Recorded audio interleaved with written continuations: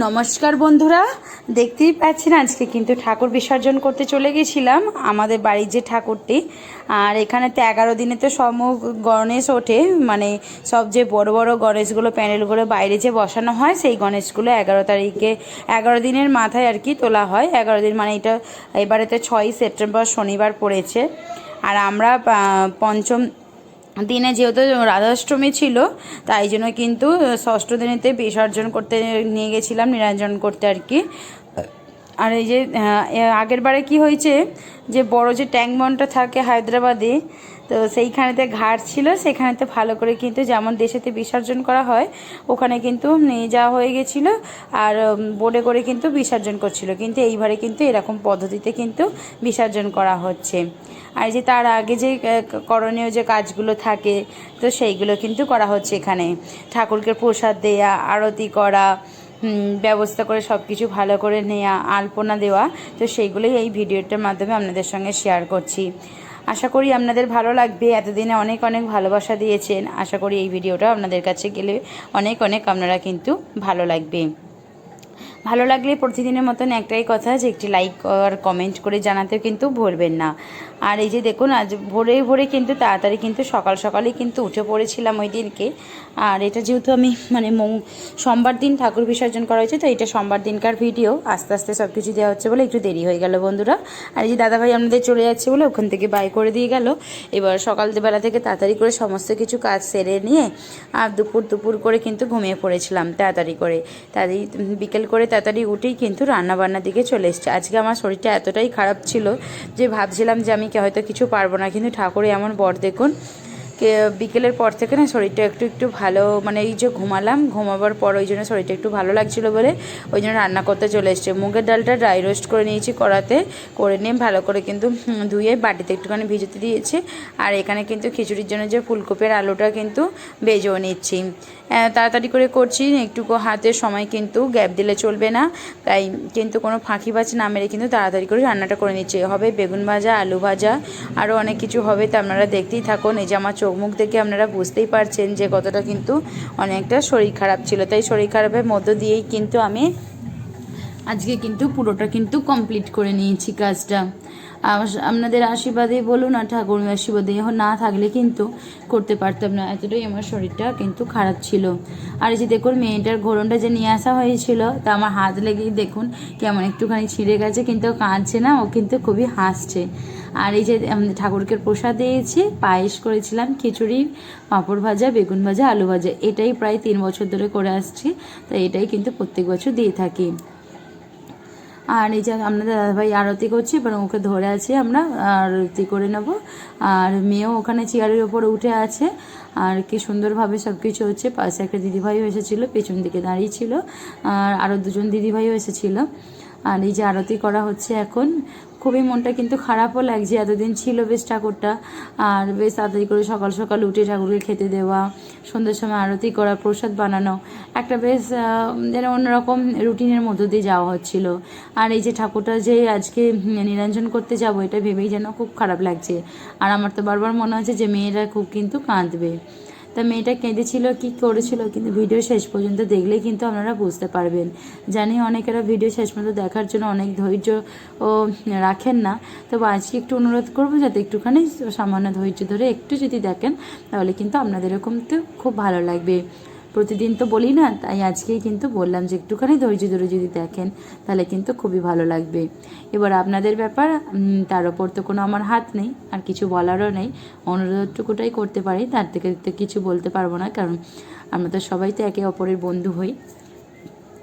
আর এই দেখুন আলপনাও দিয়েছিলাম, কিন্তু দূরে আছে তো কী হয়েছে, কিন্তু আমি যখনই দেশ থেকে আসি কিন্তু আমি নিয়ে আসি আর কি, খড়ি মাটি নিয়ে চলে আসি।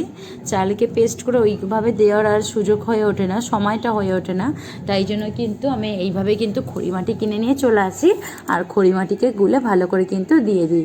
এই যে দেখুন এখন প্রায় কিন্তু রাত 9টা বেজে গেছে, যেহেতু আমার দাদাভাই আসতে অনেকটা দেরি করেছে। আমার রান্না কিন্তু হয়ে গেছিলো, রান্না করে সমস্ত কিছু ব্যবস্থা করে নিয়েছি, বাসনপত্র মেজে। আর এদিকে আমি আলপনা দিয়েছিলাম, তখন দাদাভাই এসে ঢুকলো। যাকে সব কিছু তাড়াতাড়ি করেই হয়ে যাবে, একটু দেরি করেই যাব, যেহেতু এখানে রাত্রির ব্যাপার, কোনো অসুবিধা হবে না। শহরের ব্যাপার কোনো অসুবিধা হবে না। আর রাত্রে যেহেতু ঠাকুর সবাইটা নিরঞ্জন করতে যায়, তাই কোনো সমস্যাও হবে না। এই যে দেখুন, আমি সামনে একটুখানি এলাম, এখানে একটু স্ট্যান্ডটা লাগিয়ে দিয়েছিলাম, যেহেতু আমিও আরতি করব, পুজো করব, তাই জন্য। আর মেয়েটা কতটা খুশি করে দেখুন আরতি করছে আমাদের সঙ্গে। ও কিন্তু গনু গনু গণেশ ভাই গণেশকে নমস্কার করা, আরতি করা খুব সুন্দরভাবে কিন্তু করে। এই জিনিসগুলো কিন্তু ভক্তিটাও ছোটোবেলা থেকে মনের মধ্যে চলে এসছে, তা কিন্তু খুবই একটা কিন্তু ভালো ব্যাপার। আর যে দেখুন, আমিও কিন্তু আরতি করছি, আর কি আরতি গান চালিয়েছে, তার সঙ্গে আমিও কিন্তু একটু হাত মেলাচ্ছিলাম। আর খুব ভালো লাগছিল, মনটা খুব ভালো লাগছিলো, যেন মনে হচ্ছিলো যেন আজকে যেন পুজোই হচ্ছে, যে আজকে যে একটা দুঃখের ব্যাপার ঘটতে চলেছে সেটা কিন্তু মনেই হচ্ছে না। দুঃখের কিছু নয়, যে আবার আসছে বছর আবার হবে, এটাই বলতে হবে। তো সেটাই ভেবে কিন্তু আনন্দ নিয়ে কিন্তু আর কি এগিয়ে চলা, সব ক্ষেত্রেই তাই। ঠাকুর পুজো প্রত্যেক বছর ঘুরে ঘুরে আসবে, এটাই ঋতু পরিবর্তনের সাথে সাথে সব কিছুই কিন্তু পরিবর্তন হয়ে থাকে। তো এটাই আমাদের জীবনকালে মেনে নিতে হবে, কিছু করার নেই। যে দেখুন, মেয়েটাকেও দেখাচ্ছি, ও এত খুশি, আমি তোর খুশিতে একদম দেখুন খুব খুশি হয়েছি। আর আমি ওকে ডাকছি যে শোনা, এইদিকে তাকাও, এইদিকে তাকাও একটু। ও চেয়ারের ওপর উঠে পড়েছে। এই যে আমি ওকে হরে কৃষ্ণ করতে বললাম, ও হরে কৃষ্ণ করলো, হরে কৃষ্ণ। ও কিন্তু সত্যি করে, দেখবেন, লক্ষ্য করবেন, ও কিন্তু পুজো টুজোর দিকে না খুব কিন্তু ভক্তি আছে। এই যে দেখুন, আপনাদের এখানে দাদাভাই বলছিল তুমি করো না, আনছি না, তুমি করো না, আমি তোমার হাতটা ধরে নিয়ে আছি বলে কিন্তু দুজন মিলে একসাথেই কিন্তু আরতিটা কিন্তু করে নিচ্ছি। এই যে আমি একটুখানি বলে দিলাম যে এরকমভাবে দাও, তো ও কিন্তু খুবই যে ভালো পারে, তবু একটুখানি আর কি বলে দিলাম, ভালোই লাগলো। আর এই যে মাথায় কিন্তু আরতি আর কি তাপটা নিয়ে নিলাম, ওকে দিলাম, আমি নিলাম, মেয়েটাকেও দিয়ে। এই যে দেখুন বন্ধুরা, এই যে মাথায় নিয়ে নিচ্ছে, আর ও কিন্তু যাবে বলে রেডি হয়ে গেছে, এবং আমরাও সকলে রেডি হয়ে গেছি, বাইরে বেরিয়েও পড়েছি গনু ভাইকে নিয়ে। ওর আর কি গণপতি বাপ্পা মরিয়া, আসছে বছর আবার হবে, গণেশ মহারাজ কি যায়, आधा लड्डू चोरिया, मंगल मूर्ति मोरिया, গণেশ মহারাজ কি যায়। তো চলুন, এই যে চলে এসেছি আমরা, স্কুটি করে চলে এলাম গণেশ মহারাজকে নিয়ে। আর এই যে এখানেও এসে কিন্তু আরতি করে, দেখুন সবাই কিন্তু এখানে গণেশকে বসে কিন্তু আরতি করেছে। তাই এখানেও আমরা একবার আরতি আর কি পুজো আর কি করে নিলাম। ধূপ এনেছিলাম, মোমবাতি এনেছিলাম, ধুনো এনেছিলাম, নারকেল এনেছিলাম, আর কি ফল দিয়েছিলাম। তো এইভাবে দেখুন কি সুন্দরভাবে কিন্তু পুজো করে নিচ্ছি।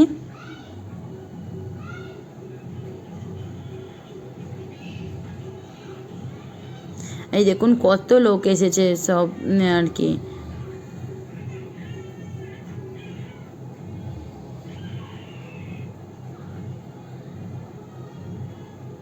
এই যে ওর তো খালি সেই মানে গণেশের কাছে যাচ্ছে, যে পাশে একটা গণেশ বসে আছে ওখানে যাচ্ছে, এই গণেশকে নমন করতে যাচ্ছে। আমি বললাম যে এই দেখো এখানে পায়ে ইঁদুর দেখাচ্ছিলাম, ও তো ইঁদুরকে একটু ভয় করে, যে আমি এখানটা করে না ইঁদুর খুঁজছিলাম, যে তো ওখানে সেদিন থেকে বলেছি, কিন্তু যেহেতু পুজো করেছি গায়ে হাত দিতে দেওয়াটা যেহেতু একদম উচিত নয়, আমি ওই জন্য দিও না। তো এই যে দেখুন সব কিছু হয়ে গেছে, এবার আমাদের দাদাভাই আবার মাথায় করে নেবে, নিয়ে যে ক্রেন আছে, যে ক্রেনের ওপরে এবারে কিন্তু বসাতে হচ্ছে। কিন্তু আমরা এর আগের বারে যখন এসেছিলাম ঘাটেতে, কি সুন্দরভাবে সব কিছু কিন্তু হয়েছিল, যে আমাদের সাথে হয় না আগে বলছিলাম, তো সেইভাবেই কিন্তু হয়েছিল। কিন্তু এইবারে গভর্নমেন্ট থেকে, তেলেঙ্গানা যে গভর্নমেন্ট আছে সেখান থেকে বারণ করেছে, একজন আর কি বললো, সঠিক কিন্তু জানি না। তো একজন ভাইয়াকে জিজ্ঞেস করলাম যে প্রত্যেকটা গেট কেন বন্ধ, অনেকগুলো গেট ছিল, প্রায় 10টা মতন গেট থাকে, 10টারও বেশি থাকে, মানে এক সাইডে 10টা মতন গেট ছিল, বিভিন্ন সাইডে কিন্তু বিভিন্ন অনেক অনেক করে গেট থাকে, ঘাট থাকে আর কি, ঘাটটা আর কি গেট দিয়ে ঘিরে থাকে, যেহেতু একদম বিশাল বড়, আপনারা সার্চ করে দেখতে পাবেন। প্রায় আমার ঠিক আন্দাজ নেই, আমি ঠিক জানি না, তাই আর বলতে পারলাম না, তো সার্চ করলে কিন্তু আপনারা দেখতে পাবেন। তো পুরো একদম বিগেস্ট যাকে বললে হয়, একদম বিগেস্ট থেকেও বিগেস্ট, একদম ট্যাঙ্ক বন্ড আর কি, পুকুর আর কি, নাম হলো ট্যাঙ্ক বন্ড। আর মাঝখানে দেখবেন যে বুদ্ধদেব আছে, হায়দ্রাবাদ ট্যাঙ্ক বন্ড বলেই কিন্তু ইউটিউবে আপনাদেরকে দেখিয়ে দেবে। আর হয়তো বেঙ্গলি ল্যাঙ্গুয়েজ নাও যদি থেকে থাকে, তাহলে কিন্তু অবশ্যই হিন্দি ল্যাঙ্গুয়েজে তো অবশ্যই আপনারা কিন্তু দেখতে পেয়ে যাবেন। আর এই যে এখানে কিন্তু সকলের গণেশগুলোকে বসাচ্ছে, আর আমাদের বসেছে। আমাদের মেয়েটা তো মানে কোলে ওর পাপার থাকতেই চায় না, নিচে নামো গনু গনু করে এত কাঁদছিল। মানে ও ঠিক বুঝতে পারছে যে ভাই যা গনু মা চলে, গনু মা চলে, এরকম বলছিল। কিন্তু এই যে দেখুন, ও বারবার কিন্তু গণেশের কাছে যেতে চাইছিল প্রণাম করার জন্য, প্রণাম করবে প্রণাম করবে, আরও গণেশ এসে সবাইকে প্রণাম করবে বলে। ও বললো যে না, নিয়ে যাস না, আর সব গণেশ এসে তো বসছে, আর একটু পরেই তো ক্রেনটা তুলে নেবে। ওইখানে এইটা এই যে তক্তাটা আর কি ভর্তি হয়ে গেলে, এই জায়গাটা ভর্তি হয়ে গেলেই তুলে নিচ্ছে আর কি। এরকমভাবে কিন্তু বিসর্জন করছে আর কি। মানে ছোটো গণেশগুলো এখানে ফেলছে, যেগুলো সেই বড় বড় দেখতে পেলেন যে আমরা যেখানে প্যান্ডেলে বেড়াতে গেছি, ওখানে গণেশগুলো তো খুব বড়, তো ওইগুলো কিন্তু ঘাট দিয়ে যে বিসর্জন হয় না, ওইগুলো তো আলাদাভাবে ক্রেন লাগিয়ে মানে সাইডে যে জায়গা থাকে ওখানে আর কি ডাইরেক্ট পুকুরেতে ক্রেনে করেই এরকমভাবে কিন্তু ফেলে। তো সেই জন্য আর কি কোনো অসুবিধা হয় না, গেট খোলা থাক আর নাই থাক, গেট দিয়ে এই ছোটো গণেশগুলোই কিন্তু বিসর্জন হয়ে থাকে। যেহেতু গেটের সামনে যে জলটা থাকে না, সেটা মানে তুলনামূলক ওখানের থেকে অনেক অল্প, আর প্রচুর গভীর, প্রচুর গভীর। তো সেইখানেতে মাঝখানটা করে আর কি রেলিং আছে, তো ওখানে ক্রেনগুলো দাঁড়িয়ে থাকে। আর ওখানে গিয়ে আপনাদেরকে তো অনেকবার দেখিয়েছি, একটু হয়তো বুঝতে অসুবিধা হচ্ছে, তো যদি এবারে আমরা গিয়ে থাকি তো অবশ্যই আপনাদেরকে দেখাবার চেষ্টা করবো। আসলে অ্যাকচুয়ালি ওই দিনকে এত গণেশ ওঠে, তো চারিদিকে রাস্তা বন্ধ করে দেওয়া থাকে, বাইক নিয়ে যাওয়া খুবই মুশকিল, কাজেই বেরোতে পারা যায় না। সবই মোট কথা অনেক দিকে রাস্তা সব কিছু বন্ধ থাকে, বাস চলাচল, পাবলিক যে ট্রান্সপোর্টগুলো হয় সেগুলো বন্ধ থাকে, মনে হয় মেট্রোগুলো হয়তো খোলা থাকবে, অনেক দোকানপাট বন্ধ থাকবে ওই দিনকে। রাস্তাঘাট বলতে গেলে পুরো ব্লক একেবারে, শুধুমাত্র গণেশ যেগুলো যাবে সেই গাড়িগুলো ছাড়ে। আর প্রচুর পুলিশ চারিদিকে দেওয়া থাকে, প্রচুর আর কি টাইট সিকিউরিটি থাকে চারিদিকে, যেহেতু বুঝতেই পারছেন লোক বেরোবে, গণেশ বেরোবে, তো প্রচুর টাইট কিন্তু সিকিউরিটিও থেকে থাকে।